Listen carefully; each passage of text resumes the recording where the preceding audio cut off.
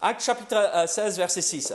Ayant été empêchés par le Saint-Esprit d'annoncer la parole dans l'Asie, ils traversèrent la Phrygie et le pays de Galatie.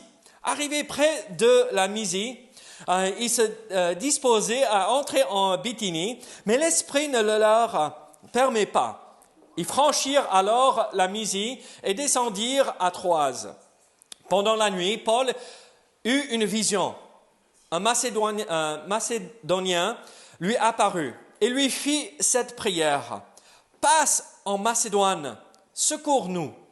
Après cette vision de Paul, nous cherchâmes aussitôt à nous rendre en Macédoine, concluant que le Seigneur nous a appelés à y annoncer la bonne nouvelle. Étant partis de Troas, nous fîmes voile directement vers la Samothrace et le lendemain, nous débarquâmes à Néapolis. De là, nous allâmes à Philippe, qui est la première ville d'un district de Macédoine et une colonie. Nous passâmes quelques jours dans cette ville. Le jour du sabbat, nous nous rendîmes hors de la porte vers une rivière où l'on avait accoutumé de faire la prière. Nous nous assîmes et nous parlâmes aux femmes qui étaient réunies. L'une d'elles, nommée Lydie, marchande de pourpre de la ville de Thyatire, était une femme craignant Dieu et elle écoutait. Le Seigneur lui ouvrit le cœur pour qu'elle fût attentive à ce que disait Paul. Lorsqu'elle eut été baptisée avec sa famille, elle nous fit cette demande. « Si vous me jugez fidèle au Seigneur, entrez dans ma maison et demeurez-y. » Et elle nous pressa par ses instances. Prions ensemble. Seigneur, sois avec nous ce matin. Aide-nous à comprendre ce que tu veux nous enseigner à travers ta parole. Merci pour cette bénédiction que nous avons de pouvoir se réunir librement sans crainte, Seigneur, ce matin. Au nom de Jésus. Amen. Vendredi soir, on avait fait la réunion de groupe de jeunes, les ados à la maison. Et donc, on avait fait un barbecue et aussi, en même temps, on a grillé des chamallows. Vous savez comment les Américains font avec les chamallows, n'est-ce pas? Non? Au bout d'un bâton et on grille le chamallow.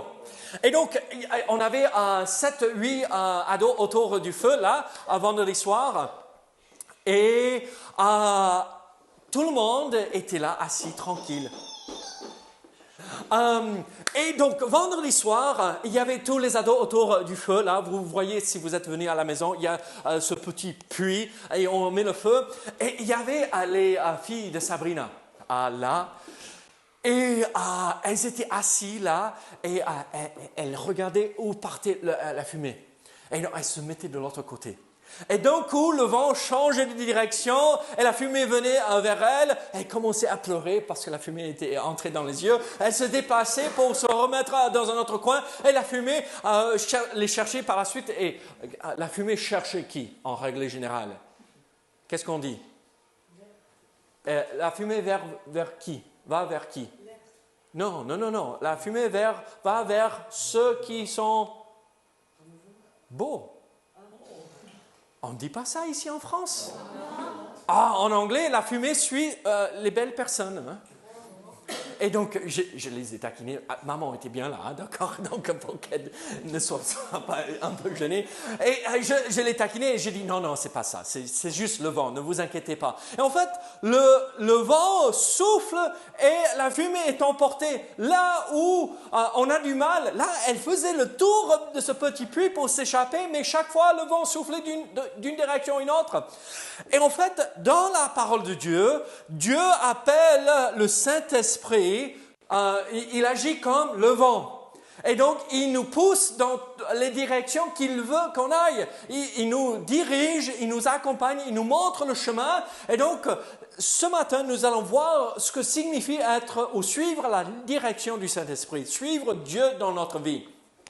Très souvent, c'est un peu comme ce vent. On ne sait pas où ça souffle, dans quel sens ça va tourner. Et parfois, on a du mal à discerner et comprendre. Seigneur, montre-moi ce que tu veux que je fasse. Et alors, nous allons voir ensemble cette vérité que Dieu veut que chacun de nous suive la direction du Saint-Esprit dans notre vie. Mais pour nous, parfois, on se pose la question, mais à quoi ressemble une vie qui est dirigée et où nous suivons la direction du Saint-Esprit dans notre vie?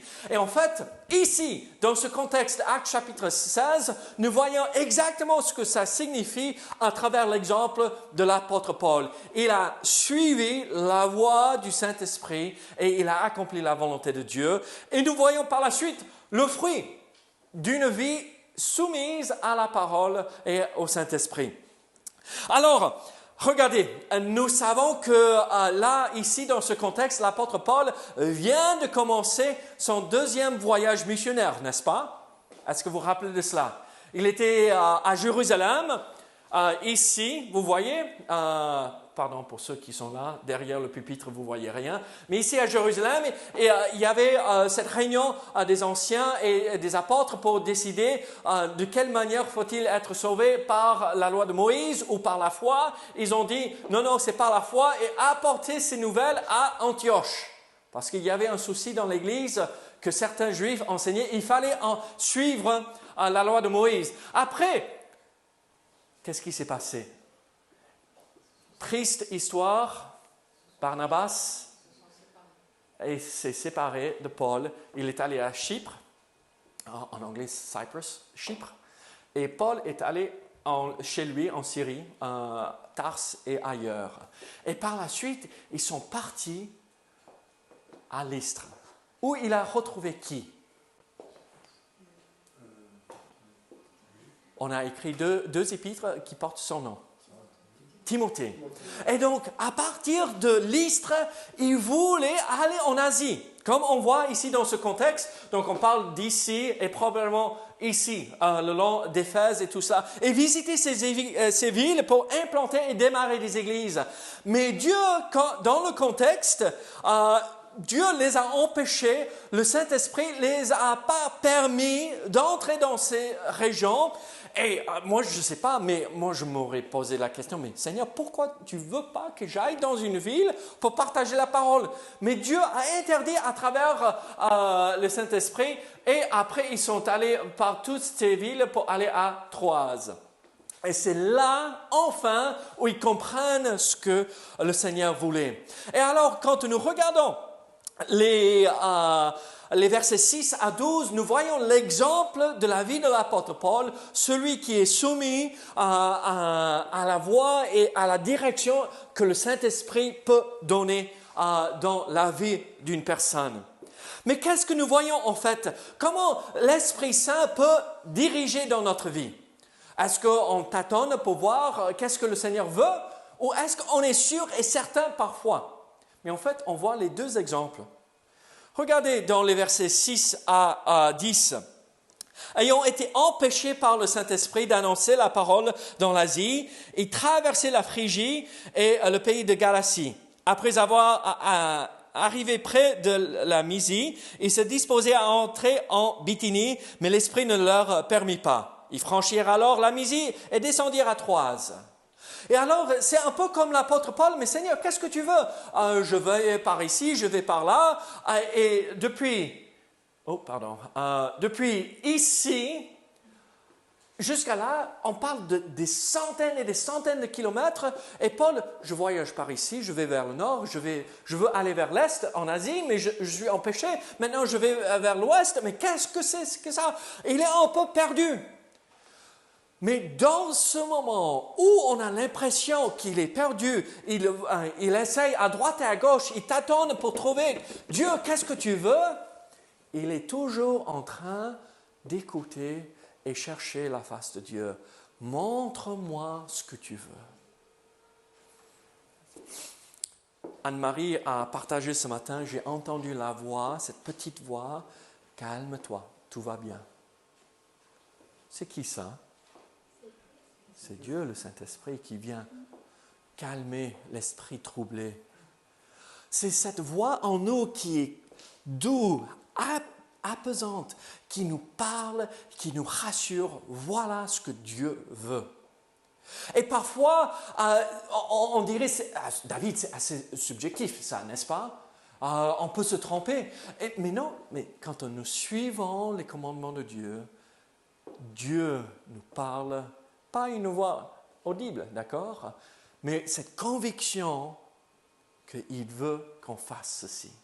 Alors, ici dans le verset 6 et 7, nous voyons la direction étape par étape. Ce qui est merveilleux quand nous sommes dirigés par le Saint-Esprit, c'est que Dieu nous amène d'une place à une autre dans notre vie. Et petit à petit, il ne nous révèle pas le grand plan d'un coup, parce que, je ne sais pas, peut-être ça aurait pu troubler. Quand j'avais 17 ans, je suis parti de la maison et j'allais commencer mes études à l'université. Et j'étais très timide. Je suis toujours timide, mais on arrive à cacher ça derrière une belle façade, comme ça personne ne sait que je suis timide. Mais à 17 ans, j'étais très timide. En grandissant, tout le monde m'appelait, tu te rappelles de mon surnom? Smiley. Qui connaît l'anglais? Smiley. Celui qui sourit, hein? Parce que, dis-moi bonjour. C'est ça ce que je faisais en grandissant. J'avais peur. J'avais extrêmement peur de parler et de voir et discuter avec tout le monde. Et vous savez ce que moi je faisais, surtout à l'âge de Yann, quelqu'un me disait à l'église bonjour, je venais courir attraper la jupe de maman, me cacher derrière. Et je souriais. Smiley. À 17 ans, je n'étais pas prêt à entendre, David, tu partiras de ton pays pour aller ailleurs. Mais j'étais prêt à entendre étape par étape, David, je veux que tu me serves dans ta vie. D'accord, Seigneur, je prends ce pas. Maintenant, David, 6 mois, 1 an plus tard, David, je veux que tu me serves dans l'église quand même, hein? Non, Seigneur. Oui, David, d'accord. Étape par étape, Dieu a révélé son plan à Paul, comme il fait pour chacun de nous. Alors nous voyons la direction du Saint-Esprit dans la vie de l'apôtre Paul ici et dans notre propre vie aussi. Mais regardez versets 8 et 9. Regardez là ce que nous retrouvons, versets 8 et 9. Ce n'est pas juste la révélation de la volonté de Dieu par l'Esprit étape par étape, mais regardez versets 8 et 9. Ils franchirent alors la Mysie et descendirent à Troas. Pendant la nuit, Paul eut une vision, un Macédonien lui apparut et lui fit cette prière. Passe en Macédoine, secours-nous. Alors, comme très souvent, le Seigneur nous révèle sa volonté par le Saint-Esprit, étape par étape, petit à petit, ça nous permet de grandir dans notre foi. Parfois, il nous donne la réponse instantanée. Là, l'apôtre Paul a eu cette vision qu'il fallait passer en Macédoine. Et vous et moi, nous pouvons avoir ce même genre de révélation où Dieu nous fait comprendre, voilà ce qu'il veut pour notre vie. Et très souvent, vous savez, il nous faut un événement grand et qui nous bouscule, comme ceci que nous voyons. Paul n'avait aucune intention d'aller en Europe. Macédoine, c'est l'Europe, c'est la porte d'Europe. Il n'avait aucune intention d'y aller. Il voulait rester là en Asie, Asie mineure, et prêcher la parole, où il est parti pendant son 3e voyage missionnaire. Mais Dieu avait un autre plan. Parfois, on arrive à un moment dans notre vie où j'ai mon idée. Je veux faire ceci, je veux faire cela. C'est une bonne chose. Mais ce n'est pas la volonté de Dieu. Et après, Dieu nous donne un appel clair, net, où on ne peut pas dire « Ah non, non, ce n'est pas ça ce que Dieu veut ». C'est la volonté spécifique de Dieu. Quand Mélisse et moi, on priait « Seigneur, montre-nous où tu veux que nous allions pour te servir », il y avait un seul pays qui venait à l'esprit. La France. Pourquoi la France? Aucune idée, mais la France. Très souvent, quand les groupes des États-Unis viennent, les jeunes, là, vous vous rappelez, On aura un groupe fin juin et un autre groupe fin juillet. Tous ces ados, tous ces universitaires, ils me demandent « Mais David, comment tu as su que le Seigneur t'appelait ici ?» C'est dur de l'expliquer. Mais j'avais cette conviction que Dieu voulait exactement cela. L'Esprit avait fait en sorte que je savais exactement que c'était ici. Vous, dans votre vie, est-ce que vous faites des choses par conviction que Dieu vous a amené là pour faire ceci ou cela? Est-ce que vous êtes attentif à la voix du Saint-Esprit dans votre vie, comme l'apôtre Paul était? Ah, mais je veux aller. Non, mais ok, tu m'empêches d'aller là. Ok, je vais aller là. Ah, je veux aller. Non, ok. Et petit à petit, on écoute la voix du Saint-Esprit et il nous convainc de ce qui est bien et de bon. L'exemple de l'apôtre Paul, c'est ceci. Il suit étape par étape la révélation de la volonté de Dieu par l'Esprit Saint. Après, il a cette vision et on peut avoir ce genre d'expérience où nous savons exactement ce que Dieu veut, comme cette vision de cet homme macédonien. Mais par la suite, regardez, verset 10, nous voyons ceci. Après cette vision de Paul, nous cherchons aussitôt à nous rendre en Macédoine. Ce qui est merveilleux, c'est que, ok, j'obéis Dieu petit à petit, et après, j'ai compris la volonté de Dieu, et maintenant, je suis convaincu de cela. Il cherche aussitôt. La phrase là, c'est que le lendemain matin, à 5 heures du matin, Paul a fait « Silas, réveille-toi, on y va. Je sais où on va. Hein. Lève-toi, on y va. » À 5 heures du matin, Silas a fait « Mais laisse-moi tranquille, Paul. » C'est un peu trop tôt. Tu reviens à tes anciennes habitudes de sol, là. Tu nous persécutes. Laisse-nous tranquilles à 5 heures du matin. Et pauvre Timothée, il était là, ce jeune homme de 18 ans, mais c'est vieux, mais qu'est-ce qu'ils font à 5 heures du matin? Et non, mais aussitôt, immédiatement, le lendemain, ils se sont levés pour aller obéir. Une conviction forte. Quand Dieu vous appelle à faire quelque chose, quand vous entendez cette voix douce à l'intérieur de vous, faites ceci, faites cela, faites-le de conviction, avec conviction, et obéissez.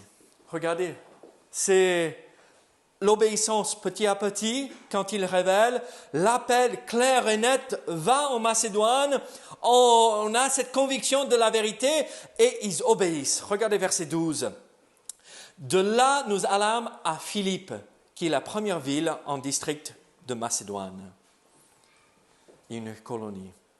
Nous passâmes quelques jours dans cette ville.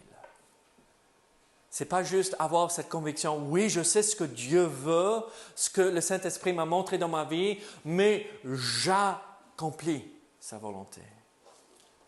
Qu'est-ce que Dieu vous appelle à faire? Qu'est-ce que Dieu m'appelle à faire? Est-ce que je le fais? Alors, en fait, on pourrait résumer tout ceci, l'exemple de l'apôtre Paul, la direction du Saint-Esprit dans notre vie et l'exemple, la soumission à la volonté de Dieu, n'est-ce pas? Marcher par la foi et suivre ce qu'il nous demande de faire. Mais pour vous et moi, la pratique, est-ce que nous nous rappelons de Jean chapitre 14? Là, Jésus parle à ses disciples et il dit « Et moi, je prierai le Père et il vous donnera un autre consolateur afin qu'il demeure éternellement avec vous. L'Esprit de vérité que le monde ne peut recevoir parce qu'il ne le voit point et ne le connaît point. » C'est comme ce vent. On ne voit pas le vent, mais on sent la présence du vent. Et ne le connaît point. Mais vous, vous le connaissez car il demeure en vous, avec vous et il sera en vous. On a l'Esprit Saint en nous, chacun de nous. Mais est-ce que nous sommes sensibles à savoir? Alors l'application pour nous, c'est que soyons humbles et arrêtons de courir à 100 km de l'heure pour que nous puissions entendre cette voix, pour que nous soyons sensibles. Et regardez, nous voyons dans 2 chapitres plus tard, dans Jean chapitre 16, verset 13, quand le Consolateur sera venu, l'Esprit de vérité, il vous conduira dans toute la vérité. il vous conduira dans toute la vérité, la parole de Dieu, mais aussi dans la suite de notre vie. Angelina, tu sais ce que tu vas faire demain? Moi, j'ai quand même une petite idée. L'école. Oui? Ok. C'est lundi, non? Une petite idée, au moins. Au moins, si on ne sèche pas les cours. Je sais où mes enfants seront. Ok. Je sais, voilà un exemple, d'accord? Voilà le plan de Dieu, la volonté de Dieu. Ok? Mais comment faire? Comment faire pour obéir? En fait, on est sensible à Dieu. On est sensible à Dieu, il nous dirige. Et il nous montre comment faire par la suite.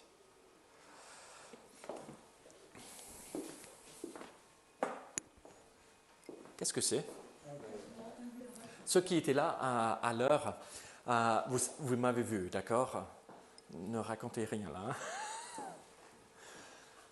Comment enlever l'air de ce verre?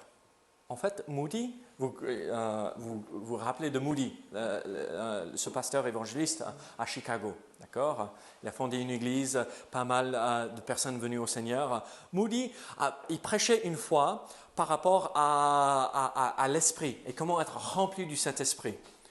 Et il a pris un verre, il a dit comment enlever le verre, l'air de ce verre. Et un homme avait raconté, mais il faut prendre une pompe et fermer et après tirer avec la pompe pour que on sorte tout l'air. Et Moody avait répondu, mais attends, ça poserait problème. Il y aura un vide et ça risque de casser le verre quand même, parce que ça tire. Et là, toutes les gens étaient là pour raconter des histoires et comment faire pour enlever l'air. Mais à votre avis, quel est le moyen le plus facile pour enlever l'air? Oui.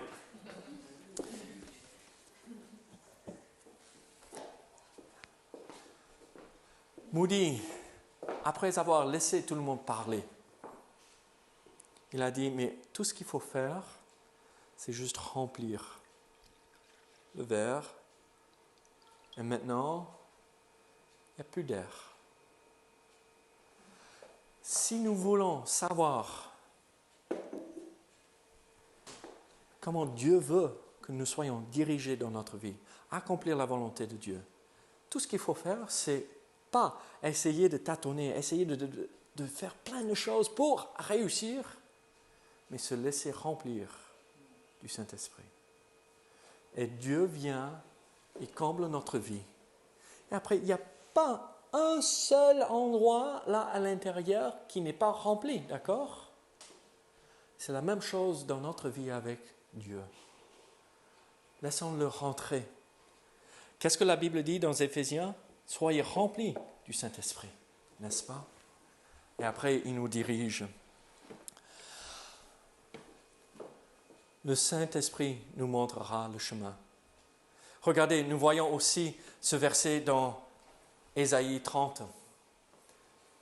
Tes oreilles entendront derrière toi la voix qui dira, voici le chemin, marchez-y. Car vous iriez à droite ou vous iriez à gauche. Quelle est cette voix? Le Saint-Esprit en nous. Alors nous voyons l'exemple de l'apôtre Paul. C'est ce que nous voulons suivre et nous voulons recopier cet exemple, n'est-ce pas? Mais nous voyons aussi le fruit quand nous suivons l'Esprit Saint. Regardez, à partir de verset 13. Regardez versets 13 à 15. Le jour du sabbat, nous nous rendîmes hors de la porte, vers une rivière où l'on avait accoutumé de faire la prière. Nous nous assîmes et nous parlâmes aux femmes qui étaient réunies. L'une d'elles, nommée Lydie, marchande de pourpre de la ville de Thyatire, était une femme craignant Dieu. Elle écoutait Le Seigneur lui ouvrit le cœur pour qu'elle fût attentive à ce que disait Paul. Lorsqu'elle eut été baptisée avec sa famille, elle nous fit cette demande. « Si vous me jugez fidèle au Seigneur, entrez dans ma maison et demeurez-y. » Et elle nous pressa par ses instances. Là, on se pose parfois la question, mais Seigneur, si je te suis, qu'est-ce qui va se passer? Est-ce que ça sert à quoi que ce soit pour te servir? Et en fait, nous comprenons que oui, quand nous servons le Seigneur et nous suivons le Saint-Esprit dans notre vie, Dieu apporte du fruit. Et quel est le fruit ici que nous avons vu? Qu'une personne est venue au Seigneur. Une personne a rencontré Jésus-Christ comme sauveur. Ici, Philippe, c'est la première ville d'Europe que l'Évangile est annoncé. Macédoine, c'est la porte d'Europe, comme on avait dit. Et donc, c'est la première fois que l'Évangile entre en Europe. Ça, c'était un événement qui a bouleversé le monde entier. C'est quel pays qui a envoyé le plus de missionnaires à l'étranger pour l'instant? N'est-ce pas l'Europe, les pays européens? Maintenant, les choses changent. Beaucoup d'Afrique, beaucoup de l'Amérique du Sud et beaucoup de Corée partent pour amener l'Évangile. Mais ici, ça a changé le cours de l'histoire. Et nous voyons cette personne venir au Seigneur, passer sa foi en Jésus-Christ. Et nous voyons l'arrivée à Philippe. Là, enfin, Paul et Silas et Timothée, avec Luc, ils savent où ils vont et ils sont contents. Et malheureusement, quelle est la pratique qu'ils avaient quand Paul a débarqué dans une ville? Quelle est la première chose qu'il faisait? Il allait dans quel lieu? La synagogue. Est-ce qu'il y a une synagogue là? Non. Vous savez combien de personnes, combien d'hommes il fallait dans une ville pour établir une synagogue? Il n'y avait même pas 5 juifs pour établir une synagogue. D'accord? Et donc, il n'y avait pas assez. Et donc, Paul et Silas cherchaient un endroit. C'est où qu'on va aller à l'église le jour de sabbat? Et ils ont entendu dire, il y a une réunion de prière quelque part. Et ils sont allés. Et là, ils rencontrent Lydie et d'autres femmes. Et là, on voit qu'ils commencent à partager et parler. Regardez le verset 13. Ils arrivent et regardez le verset 13. Le jour de sabbat, nous nous rendîmes hors de la porte vers une rivière où l'on avait accoutumé de faire la prière. Nous nous assîmes et nous parlâmes aux femmes qui étaient réunies. Le fruit, c'était une âme qui est venue au Seigneur. Et par la suite, toute une famille, d'accord? Est-ce que Paul s'est levé pour taper sur la tête? Venez au Seigneur, sinon? Non. Qu'est-ce que la Bible dit? Il parlait. Et ce n'est pas que Paul qui parlait. Nous parlâmes aux femmes. C'est les 4 autres, Paul, Silas, Timothée et Luc. Quel est le meilleur moyen de partager l'Évangile? Parler. Une simple conversation. Dieu vous aime, il veut que vous ayez une relation avec lui. Venez par la foi et acceptez-le. Et qu'est-ce qui s'est passé? Qu'est-ce qui s'est produit? Une dame s'est convertie. Là, ils se sont rendus à une rivière c'est entre 2 et 5 kilomètres de la ville de Philippe, là, cette réunion. 2 à 5 kilomètres à pied, combien de temps ça prend à peu près? 1 heure. À peu près 1 heure. 1 heure pour aller. Combien d'entre nous avons fait 1 heure à pied ce matin pour venir? Peut-être on a fait 1 heure avec la voiture. Certains d'entre vous, vous venez de loin. Mais ils étaient prêts à sacrifier pour servir le Seigneur. Et après, qu'est-ce qu'ils ont fait? Ils ont annoncé l'Évangile. Les amis, regardez, il n'y a pas autre message qu'il faut annoncer que ce message. Je vous rappelle, frères, l'Évangile que je vous ai annoncé, que vous avez reçu, dans lequel vous avez persévéré et par lequel vous êtes sauvés. Voici le message qui sauve si nous acceptons ceci par la foi. si vous le retenez tel que je vous l'ai annoncé. Donc il ne faut pas le déformer, sinon votre foi, elle est vaine, vous auriez cru en vain. Et voici l'évangile. Je vous ai annoncé avant tout, comme je l'avais aussi reçu, que Christ est mort pour nos péchés, selon les Écritures. Qu'il a été enseveli et qu'il est ressuscité le 3e jour, selon les Écritures. Qu'il était apparu à Céphas et aux 12 et par la suite aux autres. L'Évangile, ce n'est pas le message d'une église, ce n'est pas le message d'une religion, d'un mouvement, de ci ou cela. C'est le message de Dieu à tous les hommes. Venez par la foi, acceptez que Christ a tout payé à la croix, qu'il a été enseveli, il est ressuscité 3 jours plus tard. Et Dieu nous promet qu'on sera sauvés, qu'on aura notre place avec lui pour toute l'éternité au ciel. Quel est le résultat? Une âme est venue au Seigneur. Pourquoi? Parce que Christ est mort à notre place. Je vous raconte quelques histoires de chez moi aujourd'hui. Je lis quelques bouquins pour me rappeler des bons souvenirs de chez moi, un tout petit peu ici récemment. Avant la guerre d'indépendance, il y avait quand même les 13 colonies, n'est-ce pas? Et malheureusement, avec l'histoire, ça a fait en sorte qu'on a déplacé certains peuples. Il y avait en Virginie un homme qui s'appelait Colonel Byrd, comme oiseau, d'accord? Et il était devenu ami avec un des chefs qui était là, de la tribu Cherokee. J'ai une arrière-grand-tante qui est Cherokee, et donc on revendique dans ma famille, on est tous Cherokee, mais à la fin, c'est tellement loin, c'est pas tout à fait ça.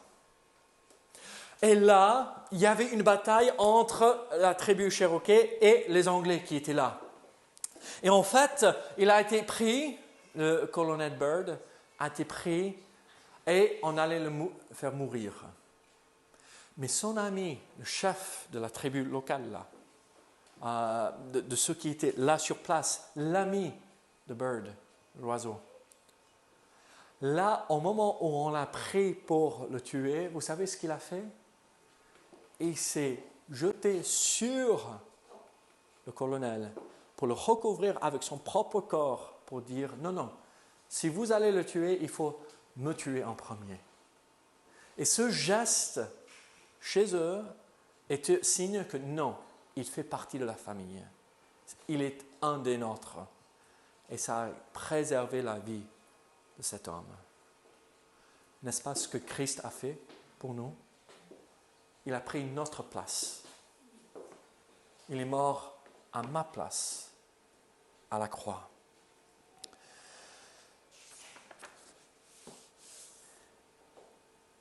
Regardez, la Bible nous dit ceci, il faut que les yeux de la personne soient ouverts pour entendre et comprendre. Mais heureux sont vos yeux parce qu'ils voient et vos oreilles parce qu'elles entendent. Entendre quoi? L'Évangile. Regardez, Jean chapitre 1er, verset 12. Mais à tous ceux qui l'ont reçu, à ceux qui croient en son nom, elle a donné le pouvoir de devenir enfants de Dieu. Nous pouvons devenir enfants de Dieu si nous avons placé notre foi en Jésus-Christ. Il peut devenir notre Père. Nous pouvons recevoir l'Esprit Saint, venir en nous et diriger notre vie. Je vous pose une question. Est-ce que vous suivez la direction du Saint-Esprit dans votre vie aujourd'hui?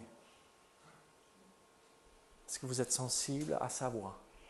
Et est-ce que vous obéissez à sa voix? Si oui, vous allez voir du fruit, comme Paul, Silas, Luc et Timothée ont vu. Peut-être pas beaucoup.